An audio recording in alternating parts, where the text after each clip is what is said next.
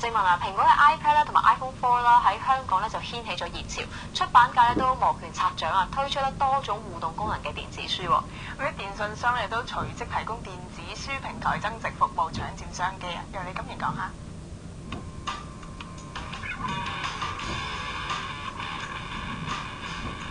漫畫中有動畫，唔止睇戲 3D， 電子書都要 3D。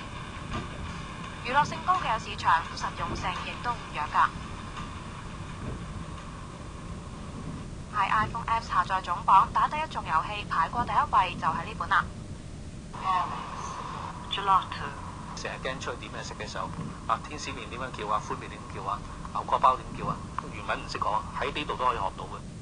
7月先至首次推出6本應用喺 iPhone 同 iPad 嘅電子書，每本賣1.99美金。商務話反應遠好過預期，今年內會再推多大約30本出市場。大型出版社打響頭炮，要搶工就要再俾多啲創意。有軟件開發商話，聲色畫之外，互動性係突圍要素。好似呢本教化妝嘅電子書，學完可以即刻試妝。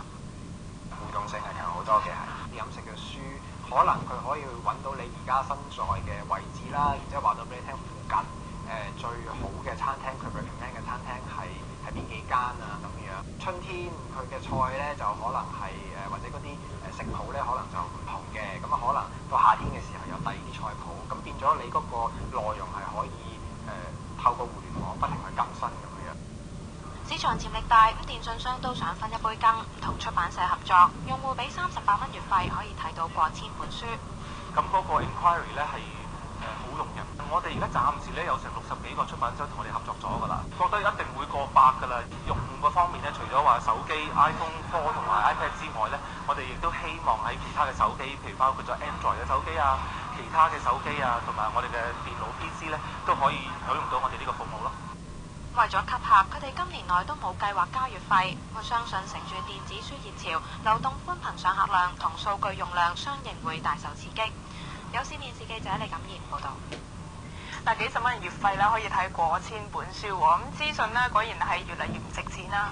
電子書嘅好處咧就係價錢比紙版書平好多，同埋咧就方便攜帶㗎。當中咧電子旅遊書啊、烹飪書啊都係業界瞄準嘅範圍嚟㗎。咁似乎咧電子書顛覆出版界年代咧就已經開始咗啦嚇。